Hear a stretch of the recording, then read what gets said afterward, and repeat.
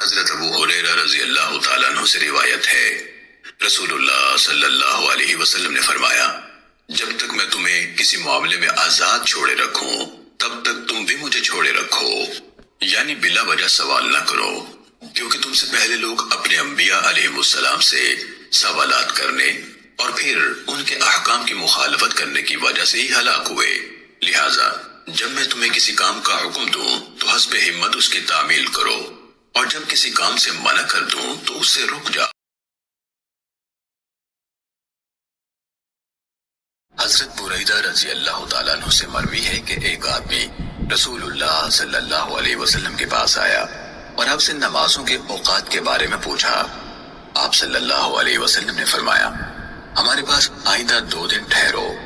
آپ نے پہلے دن بلال رضی اللہ تعالیٰ عنہ کو حکم دیا تو انہوں نے فجر ہوتے ہی اقامت کہی، اور آپ صلی اللہ علیہ وسلم نے فجر کی نماز پڑھائی۔ پھر جو ہی سورج ڈھلا تو آپ نے انہیں اقامت کا حکم دیا اور ظہر کی نماز پڑھی۔ پھر جب سورج کو سفید دیکھا یعنی تپش دوپہر سے کم ہوئی تو اقامت کا حکم دیا اور عصر کی نماز پڑھی۔ پھر جب سورج کا آخری کنارہ ڈوب گیا تو اقامت کا حکم دیا اور مغرب کی نماز پڑھائی۔ پھر جب سورج کی سرخی غائب ہو گئی تو عشاء کی اقامت کہلوائی۔ پھر اگلے دن اسے تاخیر کا حکم دیا اور فجر کو روشنی میں پڑھا۔ پھر ظہر کو ٹھنڈا کیا اور خوب اچھی طرح ٹھنڈا کیا۔ پھر عصر کی نماز پڑھی جبکہ سورج ابھی سفید تھا یعنی زرد نہ ہوا تھا، ویسے پہلے دن سے مؤخر کیا۔ پھر شفق یعنی سرخی غائب ہونے سے پہلے مغرب کی نماز پڑھی۔ پھر آپ نے ان یعنی حضرت بلال رضی اللہ تعالیٰ عنہ کو حکم دیا تو انہوں نے عشاء کی اقامت کہی جبکہ تہائی رات گزر چکی تھی، اور آپ صلی اللہ علیہ وسلم نے عشاء کی نماز پڑھی۔ پھر فرمایا، کہاں ہے وہ شخص جس نے نمازوں کے اوقات کے بارے میں پوچھا تھا؟ اسے لایا گیا تو آپ صلی اللہ علیہ وسلم نے فرمایا، تمہاری نمازوں کے اوقات ان 2 دنوں کی نمازوں کے درمیان میں ہیں جو تم نے دیکھے۔ میں عائشہ رضی اللہ عنہا کے پاس گئی، لوگ نماز پڑھ رہے تھے۔ میں نے اس بے وقت نماز پر تعجب سے پوچھا کہ یہ کیا ہے؟ حضرت عائشہ رضی اللہ عنہا نے سر سے آسمان کی طرف اشارہ کیا۔ میں نے پوچھا کیا کوئی نشانی ہے؟ انہوں نے سر کے اشارے سے ہاں کہا، کیونکہ سورج گہن ہو گیا تھا۔ اسما نے کہا کہ نبی کریم صلی اللہ علیہ وسلم دیر تک نماز پڑھتے رہے، یہاں تک کہ مجھ کو غشی آنے لگی۔ قریب ہی ایک مشک میں پانی بھرا رکھا تھا، میں اسے کھول کر اپنے سر پر پانی ڈالنے لگی۔ پھر جب سورج صاف ہو گیا تو رسول اللہ صلی اللہ علیہ وسلم نے نماز ختم کر دی۔ اس کے بعد آپ صلی اللہ علیہ وسلم نے خطبہ دیا۔ پہلے اللہ تعالیٰ کی اس کی شان کے مناسب تعریف بیان کی، اس کے بعد فرمایا، اما بعد۔ اتنا فرمانا تھا کہ کچھ انصاری عورتیں شور کرنے لگیں، اس لیے میں ان کی طرف بڑھی کہ انہیں چپ کراؤں تاکہ رسول اللہ صلی اللہ علیہ وسلم کی بات اچھی طرح سن سکوں، مگر میں آپ کا کلام نہ سن سکی۔ تو پوچھا کہ رسول اللہ صلی اللہ علیہ وسلم نے کیا فرمایا؟ انہوں نے بتایا کہ آپ نے فرمایا کہ بہت سی چیزیں جو میں نے اس سے پہلے نہیں دیکھی تھیں، آج اپنی اس جگہ سے میں نے انہیں دیکھ لیا، یہاں تک کہ جنت اور دوزخ تک میں نے آج دیکھی۔ مجھے وحی کے ذریعے یہ بھی بتایا گیا کہ قبروں میں تمہاری ایسی آزمائش ہوگی جیسے کان دجال کے سامنے یا اس کے قریب قریب۔ تم میں سے ہر ایک کے پاس فرشتہ آئے گا اور پوچھے گا کہ تو اس شخص کے بارے میں کیا اعتقاد رکھتا تھا، مومن یا یہ کہا کہ یقین والا؟ شام کو شک تھا، کہے گا کہ وہ محمد رسول اللہ صلی اللہ علیہ وسلم ہیں، ہمارے پاس ہدایت اور واضح دلائل لے کر آئے، اس لیے ہم ان پر ایمان لائے، ان کی دعوت قبول کی، ان کی اتباع کی اور ان کی تصدیق کی۔ اب اس سے کہا جائے گا کہ تو صالح ہے، آرام سے سو جا، ہم پہلے ہی جانتے تھے کہ تیرا ان پر ایمان ہے۔ شام نے شک کے اظہار کے ساتھ کہا کہ رہا منافق یا شک کرنے والا، تو جب اس سے پوچھا جائے گا کہ تو اس شخص کے بارے میں کیا کہتا ہے تو وہ جواب دے گا، مجھے نہیں معلوم، میں نے لوگوں کو ایک بات کہتے سنا، اسی کے مطابق میں نے بھی کہا۔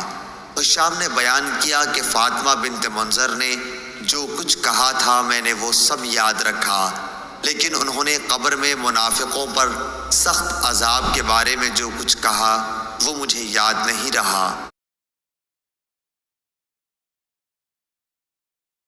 حضرت عمر بن خارجہ رضی اللہ تعالیٰ عنہ سے روایت ہے، انہوں نے کہا نبی صلی اللہ علیہ وسلم نے لوگوں سے خطاب فرمایا جبکہ آپ اپنی سواری یعنی اونٹنی پر سوار تھے اور آپ کی سواری خوب جگاری کر رہی تھی اور اس کا لعاب میرے کندھوں کے درمیان پشت پر گر رہا تھا۔ اس موقع پر آپ صلی اللہ علیہ وسلم نے فرمایا اللہ تعالیٰ نے ہر وارث کو ترکے کا حصہ تقسیم کر کے دے دیا ہے، لہذا وارث کے لیے وصیت جائز نہیں، بچہ بستر والے کا ہے اور بدکار کے لیے پتھر۔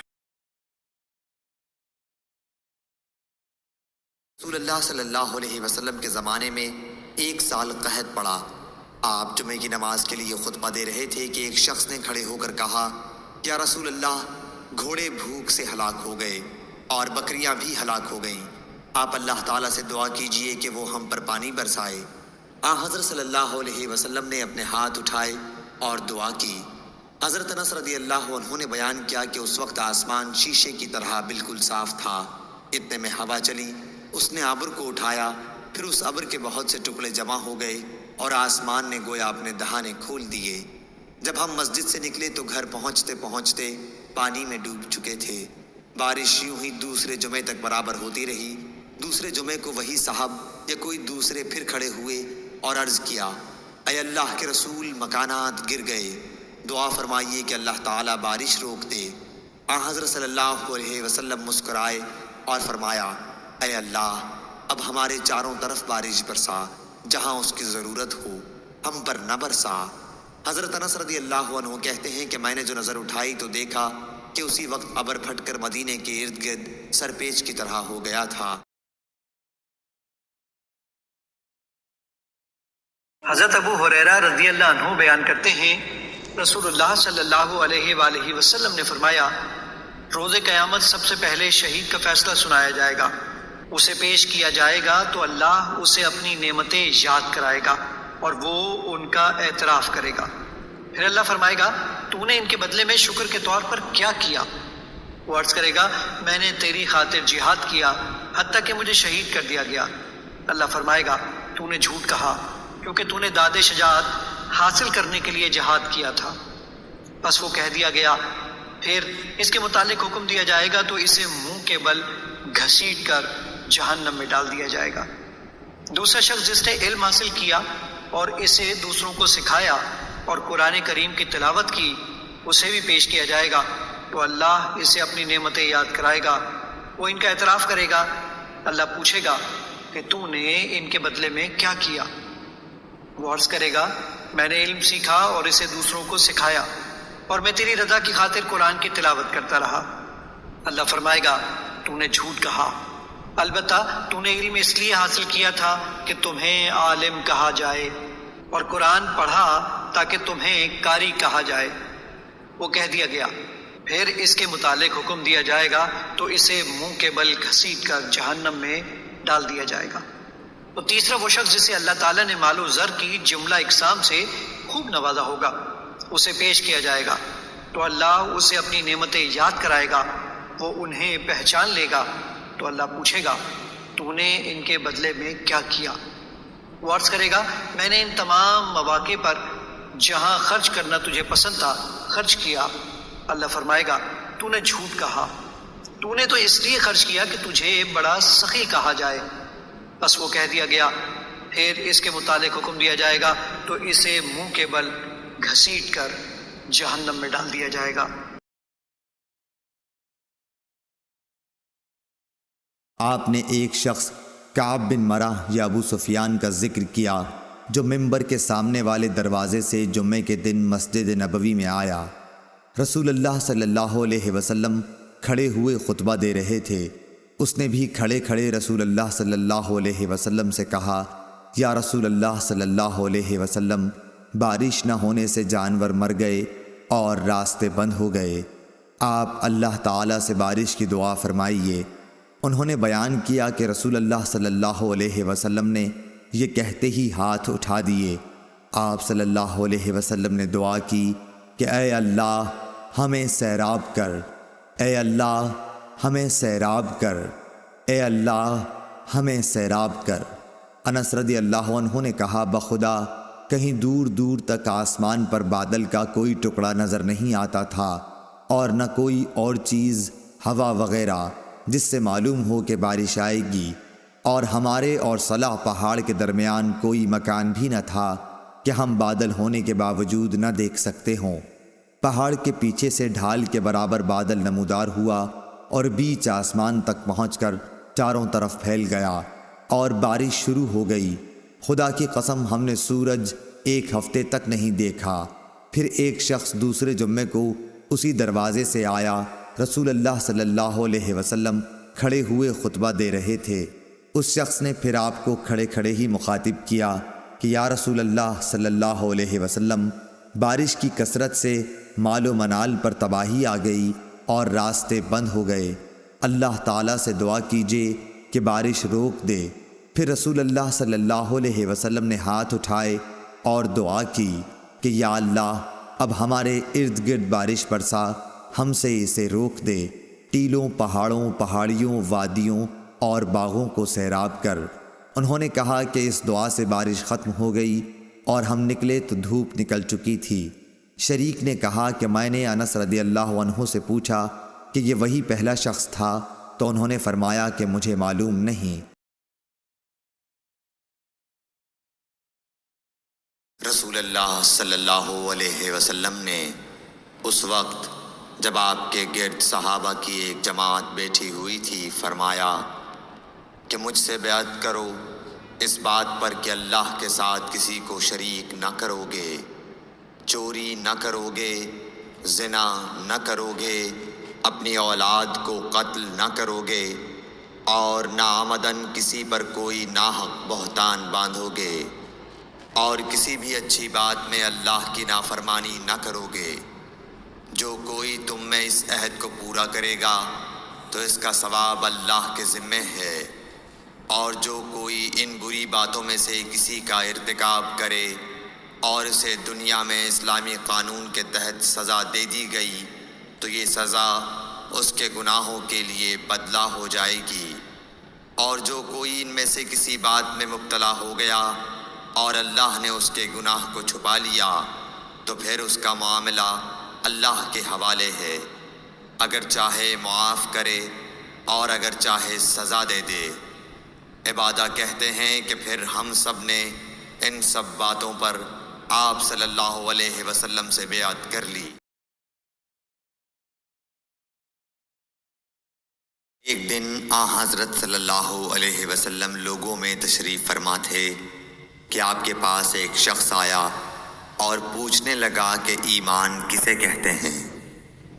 آپ صلی اللہ علیہ وسلم نے فرمایا کہ ایمان یہ ہے کہ تم اللہ پاک کے وجود اور اس کی وحدانیت پر ایمان لاؤ، اور اس کے فرشتوں کے وجود پر، اور اس اللہ کی ملاقات کے برحق ہونے پر، اور اس کے رسولوں کے برحق ہونے پر، اور مرنے کے بعد دوبارہ اٹھنے پر ایمان لاؤ۔ پھر اس نے پوچھا کہ اسلام کیا ہے؟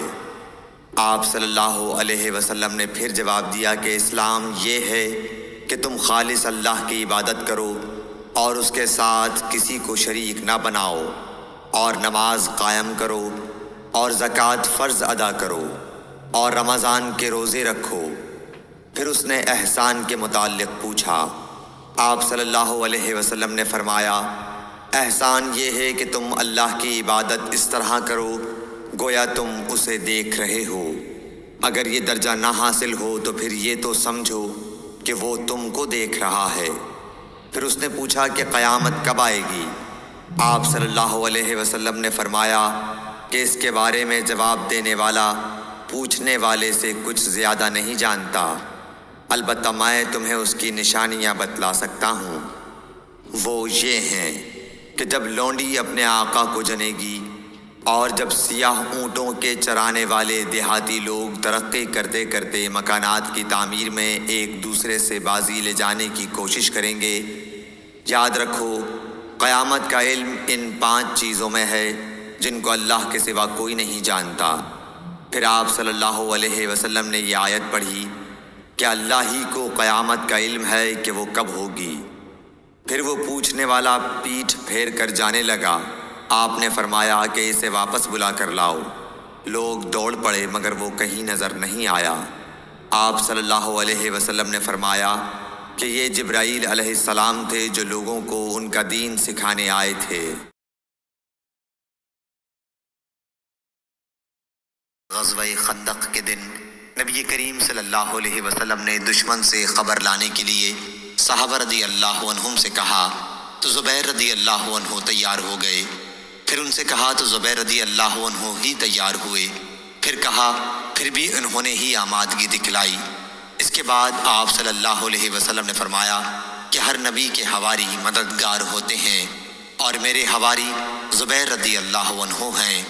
اور سفیان بن عینہ نے بیان کیا کہ میں نے یہ روایت ابن منقدر سے یاد کی، اور ایوب نے ابن منقدر سے کہا اے ابو بکر یہ محمد بن منقدر کی کنیت ہے، ان سے جابر رضی اللہ عنہ کی حدیث بیان کیجیے، کیونکہ لوگ پسند کرتے ہیں کہ آپ جابر رضی اللہ عنہ کی احادیث بیان کریں۔